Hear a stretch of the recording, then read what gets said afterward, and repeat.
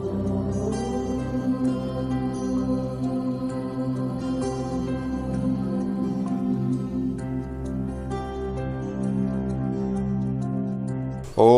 जय सिया राम।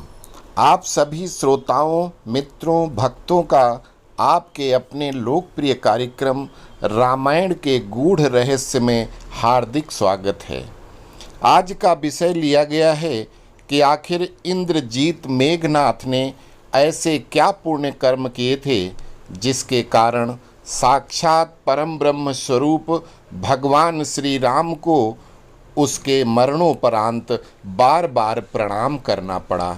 क्यों उन पति पत्नी मेघनाथ और सुलोचना की वजह से एक दिन लंका का युद्ध नहीं हुआ और सभी रामादल ने पूरे दिन उपवास रखा था और शोक मनाया था। ये कथा हम 1 वर्ष पूर्व ही सुना रहे थे, जिसका पहला भाग कि आखिर क्यों अकेले लक्ष्मण ही मेघनाथ का वध कर सकते थे, साल में नवरात्रे 2 बार कब से और क्यों मनाए जाते हैं, इन प्रश्नों का उत्तर दिया था। और उस भाग में मुख्य प्रश्न कि मेघनाथ पिछले जन्म में कौन था, किस लिए इस जन्म में राक्षस कुल में जन्म लेकर वो शैव और वैष्णव और एक महान ब्राह्मण था, इस कथा को रोक दिया था।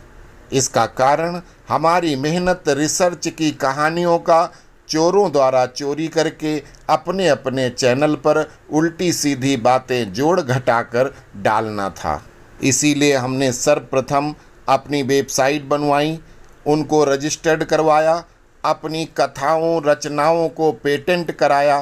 तत्पश्चात अब ये कथाएं वेबसाइट के साथ ई बुक और प्रिंटेड ग्रंथ के साथ पेटेंट कराने के बाद सोशल मीडिया पर ला रहे हैं। अब अगर कोई इन कहानियों के कंटेंट को किसी रूप में व्यावसायिक रूप से प्रयोग करता है तो उसको भारतीय पेटेंट एक्ट, रॉयल्टी एक्ट के तहत विधिक कार्यवाही निश्चित रूप से की जाएगी। अतएव सभी चोरी करने वाले मित्रों से निवेदन है कि अब तक जो भी किया और उसके लिए तुमने माफ़ी भी मांग लिया और माफ़ी मिल गई, लेकिन इसके बाद अब ऐसी गलती करते हो तो परिणाम के खुद जिम्मेवार होगे। आप इस कहानी को अच्छे से समझने के लिए ऊपर दिए जा रहे आई लिंक में मेघनाथ की महानता, पति पत्नी का एक दूसरे पर अटूट विश्वास, मेघनाथ की तपस्या जिसमें उसने ब्रह्मा विष्णु महेश के साथ आदि शक्ति माता दुर्गा को भी अपने बस में किया हुआ था, उनके निकुंभला स्वरूप से जो मांगता था वो मिलता था, कृपया इस वीडियो को अवश्य देखें। अब आते हैं मुख्य विषय कि मेघनाथ पूर्व जन्म में कौन था। अभी कल ही होली गई है, उसी से संबंधित कथा भी आपने सुन रखी है कि एक चुन्नी को ओढ़कर सिंहिका या होलिका प्रहलाद को गोद में लेकर अग्नि कुंड यज्ञ कुंड में प्रवेश करती है, किंतु भगवान की लीला, वह चुन्नी हर नामक 11वें रुद्र जो उस समय बिना शरीर के पवन देव के सानिध्य में रह रहे थे, वो पवन गति से उड़ाकर प्रहलाद पर डाल देते हैं और इस तरह प्रहलाद बच जाते हैं और सिंहिका जल जाती है। सिंहिका का नाम होलिका जनता जनार्दन ने दिया था, क्योंकि जनता में ज़्यादातर कृषक या कृषि पदार्थों के व्यापारी थे। वो लोग अपना प्रत्येक उदाहरण कृषि उपज से जोड़ते हैं। होली, होलिका, रंग गुलाल क्यों कैसे बना, यह पर्व, इसकी जानकारी के लिए कृपया अगले वीडियो का इंतजार कीजिए। महर्षि विश्वामित्र कहते हैं कि हे राजकुमार लो, आप जिन माता सीता के लिए विलाप कर रहे हो वो सिर्फ आपकी नहीं अपितु हम सब की, सभी प्राणी मात्र की जननी हैं। वो तो साक्षात परमेश्वरी महामाया हैं, जिनके शरीर से अगणित उमा रमा ब्रह्माणी पैदा होती हैं। आप अपने आप को सर्वथा भाग्यशाली मानो कि वो जगत जननी आपके इस जन्म में माता बनी। आगे की कथा सुनाते हुए ऋषि कहते हैं कि हे राजकुमार, जिस मेघनाथ और सुलोचना की चिता स्थान को प्रणाम करने के लिए परमेश्वर स्वयं माता परमेश्वरी के साथ गए और अपने भक्त मेघनाद और सुलोचना को प्रणाम किया। लव पूछते हैं कि जब सर्वशक्तिमान परमेश्वर श्री राम और जगत जननी माता परमेश्वरी सीता हैं, फिर उन्होंने मृतकों मेघनाथ और सुलोचना को प्रणाम क्यों किया? महर्षि कहते हैं कि सुनो पुत्र, मेघनाथ और सुलोचना पिछले जन्म से प्रभु के महान भक्त थे और इसीलिए प्रभु अपने भक्तों को स्वयं प्रणाम करते हैं। अब आपको मेघनाथ के पूर्व जन्म की कथा सुनाता हूँ। महर्षि कश्यप की पत्नियों में से एक दिति थी, जिनसे दो प्रतापी किंतु अधर्मी प्रजा को कष्ट देने वाले पुत्र दैत्यराज हिरणाक्ष और हिरणाकश्यप तथा उनकी एक बहन सिंहिका हुई, जिसका विवाह दैत्यराज दनु के पुत्र विप्रचित्त के साथ हुआ। दनु के कर्मों के कारण जिसने उसका अनुसरण किया वह दानव कहलाए। दैत्य का मतलब दुरात्मा, जो दूसरों को कष्ट दे। संयोग देखिए कि महादानव जिसने निर्दोष लोगों की हत्या लूट की प्रथा शुरू किया, उस दनु के घर विप्रचित अर्थात पूरी तरह ब्राह्मण हृदय वाला, अर्थात सबके लिए दया भाव रखने वाला, संसार के सभी जीवों में परमात्मा देखने वाला पुत्र होता है। गुरु शुक्राचार्य ने उसका भविष्य देखकर उसका नाम दिया, किंतु उनका काम प्रत्येक मनुष्य को अधर्म के रास्ते पर ले जाना है, उसको राक्षस बनाना है। क्योंकि उनको स्वर्ग में देवगुरु नहीं बनाया गया, उनके सहपाठी बृहस्पति बाजी मार ले गए। तब से उन्होंने सुकर्मी देवता ऋषि ब्राह्मण से दुश्मनी मान लिया और उनके खिलाफ ही काम करते हैं। शुक्राचार्य ने हिरणाकश्यप की बहन सिंहिका का विवाह विप्रचित्त से कराया, ताकि वो राक्षसी प्रवृत्ति कन्या उसको राक्षस बना देगी, किंतु हुआ उसका उल्टा। संगत का असर ऐसा हुआ कि सिंहिका ने स्वयं ही पति का अनुसरण किया और तपस्या करने लगी, और जिस परमात्मा राम का विरोध करने के लिए शुक्राचार्य ने उसको शस्त्र बनाया था, वो खुद राम नाम का संकीर्तन करने लगी। दोनों पति पत्नी हमेशा अहिंसा परमो धर्म का पालन करते हुए, सभी प्राणी मात्र में परमात्मा को देखते हुए जन सेवा, सदाचार, दान, परोपकार, सत्य भाषण और तपस्या व्रत उपवास करते हुए दैत्यों को नई पहचान धर्म का सही ज्ञान देने में लगे थे। विप्रचित्त ने निष्काम भाव से ब्रह्म यज्ञ, पाशुपति यज्ञ और नारायण यज्ञ पूरे किए, जिसके कारण उनको त्रिदेवों की शक्तियां प्राप्त हो गईं। कोई अधर्मी होता तो इन शक्तियों से त्रिलोक जीत लेता, लेकिन विप्रचित्त का चित्त सिर्फ प्राणी मात्र का कल्याण मात्र था। वहीं विप्रचित्त अब प्राणी मात्र के कल्याण के लिए अन्नपूर्णा यज्ञ कर रहा था, और जगत जननी महामाया ने अन्नपूर्णा रूप से प्रकट होकर वरदान मांगने को कहा। विप्रचित्त माता से जगत कल्याण के लिए इसके पूरे राज्य में कहीं भी कभी भी कोई भूखा न रहे का वरदान मांगा, जिससे प्रसन्न जगत जननी ने विप्रचित्त को यशस्वी होने का वरदान दिया।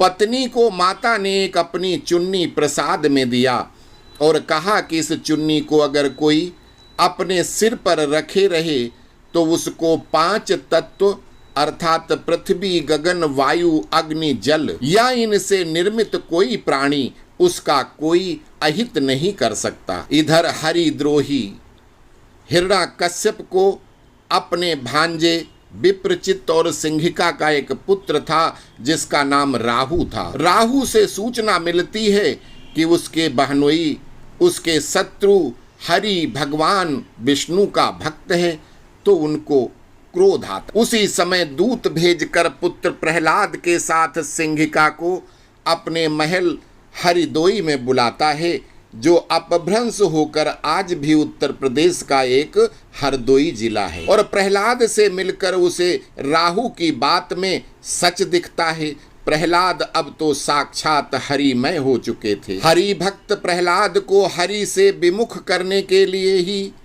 उसकी बुआ और फूफा के पास भेजा था, किंतु प्रहलाद तो वहां 3 साल रहे और उनका भगवान की भक्ति में 30 गुना ज्यादा वृद्धि हो गई। इसके पश्चात हिरण्याकश्यप ने प्रहलाद को मार डालने के आदेश दिए। समुद्र में फेंक दो, पहाड़ से गिरा दो, हाथी से कुचलवा दो, किंतु प्रहलाद को परमेश्वर बचा लेते थे। अब की बार उसने अपनी बहन सिंहिका को बोला कि तेरा तो यज्ञ पुरुष से वरदान है कि तुझको अग्नि नहीं जला सकती, तुम इसको लेकर अग्नि में बैठ जाओ और अग्नि में इसको भस्म कर दो। सिंहिका को अपने भतीजे से बहुत प्यार था।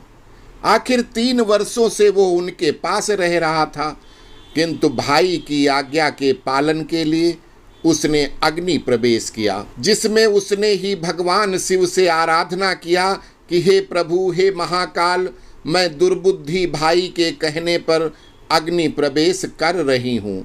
आप ही इस निर्दोष बालक की रक्षा करो, बदले में चाहो तो मेरे प्राण ले लो। सिंहिका की विनती पर ही भगवान शिव के इशारे पर पवन रूप में रह रहे 11वें रुद्र हर ने जगत जननी की दी हुई चुन्नी उसके ओढ़े रहने पर काल मृत्यु पास नहीं आ सकती थी, वो प्रहलाद पर डाल दिया, जिससे प्रहलाद बच गए और सिंहिका होली के अग्नि कुंड में जल गई। सिंहिका की मृत्यु के समाचार से विप्रचित्त अत्यंत क्रोधित होते हैं और अपने पुत्र राहु को श्राप देते हैं कि जिस तरह आज तेरी वजह से तेरी जिह्वा और गर्दन हिलाने के कारण तेरी माता की मृत्यु हुई है, तेरा ये हिलने वाला सिर एक दिन धड़ से अलग कर दिया जाएगा। आज जैसे मैं स्त्री मोह और पुत्र मोह के दोराहे पर खड़ा हूँ, तेरा सर हमेशा अपने धड़ को ढूंढता रहेगा, किंतु दोनों कभी मिल नहीं पाएंगे। कालांतर में यही राहु भगवान विष्णु के चक्र द्वारा इसका सर धड़ से अलग किया जाता है और वो आज तक राहु और केतु के रूप में ब्रह्मांड में घूम रहे हैं। दोनों कभी आपस में नहीं मिल पाते। विप्रचित्त को दुश्मन का भक्त समझकर उनका अंत करने के लिए हिरण्याकश्यप ने सेना की टुकड़ी भेजी। वो टुकड़ी महान ऋषि विप्रचित्त की एक हुंकार मात्र से जलकर भस्म हो जाती है। उनके वध के लिए दूसरी बार बहुत बड़ी सेना के साथ दैत्यराज हिरण्याकश्यप स्वयं पहुंचा, तो इकले विप्रचित्र और हिरण्याकश्यप से भयंकर युद्ध होता है, जिसमें विप्रचित्त को रक्षा का वचन दे चुके अयोध्या के राजा विप्रचित्त की तरफ से युद्ध करने आ जाते हैं। अयोध्या के राजा उस समय आर्द थे और उन्होंने वचन दे दिया था। उनके वचन का मान रखने के लिए उनके राजकुमार युवनाश्व ने अतिशय वीरता दिखाई। न दिन में मरूं, न रात में, न मनुष्य, न देवता, न दानव, मानव, पशु पक्षी, न अग्नि से, न जल से किसी तरह से मौत न हो, ऐसे वरदान वाले दैत्य से युवनाश्व का युद्ध हुआ। युवनाश्व जो हजारों घोड़ों की तेजी से बाण चलाते थे, हमेशा युद्ध भूमि में हिरण्याकश्यप के हाथ उठाने के पूर्व इतने बाण छोड़े कि हिरण्याकश्यप के हाथ, पैर और संपूर्ण शरीर को उसी के रथ में सिल दिया था और बंदी बना लिया। इसी युद्ध में अयोध्या, जो संपूर्ण भारत पर पहले आधिपत्य करती थी, उसके समस्त भूभाग पर हिरण्याकश्यप ने दैत्यों ने कब्जा किया हुआ था, उसको मुक्त कराया। एक हरदोई को छोड़कर संपूर्ण अवध अयोध्या को वापस मिल गया। अयोध्या के साथ ब्रह्मा जी और सप्त ऋषियों के द्वारा महर्षि कश्यप की प्रार्थना पर संधि हुई और हिरण्याकश्यप को मुक्त कराया गया। किंतु हिरण्याकश्यप ने अपने मुख्य सेनापति राहु को आदेश दिया कि मुझे विप्रचित्त बंदी रूप में सामने चाहिए। विप्रचित्त को उसका पुत्र राहु धोखे से पुत्र होने का धोखा देकर बंदी बनाता है और हिरण्याकश्यप के दरबार में पेश कर देता है। अहिंसा के पुजारी विप्रचित्त को हरि नाम स्मरण की सजा उनको सूली पर चढ़ाने के आदेश पारित हुए और विप्रचित्त प्रभु नाम स्मरण करते हुए अपना बलिदान दे देते। हिरण्याकश्यप ने राहु को अपने सबसे विश्वास पात्र सेनापति का पद दिया और उसको अपने उत्तराधिकारियों में से एक घोषित किया। प्रहलाद को पुनः मारने के उद्देश्य से हिरण्याकश्यप तलवार के साथ जैसे ही उद्यत हुआ कि परमेश्वर और परमेश्वरी दोनों एकीकृत रूप में नरसिंह अवतार में आए और उस दुष्ट का संहार कर दिया। इसकी कथा के लिए आप ऊपर आई में दिए गए नरसिंह नहीं थे विष्णु अवतार का हमारा वीडियो अवश्य देखिए। तो सूक्ष्म शरीरधारी विप्रचित्त और उनकी पत्नी सिंहिका जब स्वर्ग पहुँचे तो सभी देवताओं ने उनका स्वागत किया। बहुत समय तक स्वर्ग में रहकर जब उनके पुण्य क्षीण होने लगे तब उन्होंने एक दिन ब्रह्मलोक में ब्रह्मा से बोलते हैं कि हे विधाता, हमने तो कभी कोई पाप नहीं किया, फिर मुझे मुक्ति की जगह स्वर्ग क्यों दिया गया? मैंने तो स्वर्ग की कभी अभिलाषा नहीं रखी थी। ब्रह्मा जी कहते हैं कि हे राम भक्त विप्रचित्त, तुम हिरण्याकश्यप के राज्य में घर जमाई बनकर काफी दिन रहे, जिसके कारण तुम उसके कर्जदार हो गए। इसलिए अभी तुमको पृथ्वी लोक में पुनः जन्म लेकर उसका कर्ज चुकाना है। तुम्हारे अर्जित पुण्य जो पूर्णतः क्षीण नहीं होंगे, तुम राक्षस कुल में पुनः जन्म लेकर भी ब्राह्मण कुल के कर्म करते हुए अपने कर्ज चुकाओगे। हिरण्याकश्यप अब पृथ्वी पर रावण के रूप में जन्म ले चुका है। अब तुमको रावण के पुत्र और पुत्र वधू बनकर जन्म लेना होगा। तुम्हारे पूर्व जन्म के पूर्ण कर्म से तुम इस जन्म में थोड़े से प्रयास से ही किसी भी पंच देवता या स्वयं परम ब्रह्म या फिर परमेश्वरी भगवती का साक्षात्कार कर सकोगे। तुम्हारे पुण्य प्रभाव से भगवान स्वयं तुम्हारे सामने होंगे और शत्रु भाव से उनका भजन करते हुए उनके सामने प्राण छोड़ोगे और फिर हमेशा के लिए आवागमन चक्र से छूटते हुए प्रभु में समाहित हो जाओगे। तुम्हारी पत्नी सिंहिका सती सुलोचना तुम्हारे साथ सती होकर संसार में हमेशा पूजनीय हो जाएगी। तुम्हारे पूर्व जन्म के पुण्य प्रभाव से बिना प्रयास तुम्हारे तर्कस में त्रिदेवों के दिव्यास्त्र सिर्फ एक बार मंत्र पढ़ने से प्रकट हो जाएंगे। तुमको संसार का कोई भी व्यक्ति आमने सामने लड़ाई में मार नहीं सकेगा सिवा उस व्यक्ति के जो 12 वर्ष तक सोया न हो, स्त्री से संबंध न हो, बाकी सबके ऊपर तुम अजेय रहोगे। इस तरह पूर्व जन्म के महान भक्त विप्रचित्त और होलिका रूप में पूजी जाने वाली सिंहिका ससुराल में रहकर घर जमाई बनकर खाने के ऋण को निपटाने के लिए पुनः अपने साले साहब हिरण्याकश्यप अर्थात रावण के पुत्र मेघनाथ और हिरण्याकश्यप की बहन सिंहिका सुलोचना के रूप में अवतार लेते हैं। अतः जहाँ तक हो सके मित्रों, ससुराल को सिर्फ रिश्तेदारी की तरह देखा जाए। अगर एक बार खाना खाया तो अगली बार अपने घर में उनको खिला के बराबर कर दो। अगर आप घर जमाई बनकर रहते हो तो विप्रचित्त का उदाहरण याद कर लेना कि पुत्र बनकर सेवा के साथ उसको 2-2 बार अपने प्राण तक देने पड़े थे।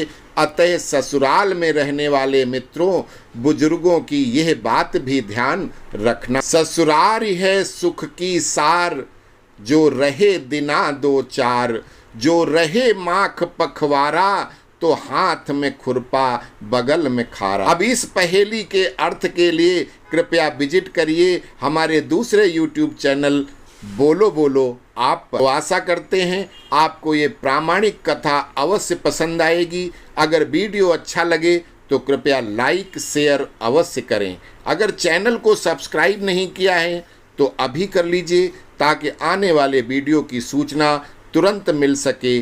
अस्तु। जय सिया।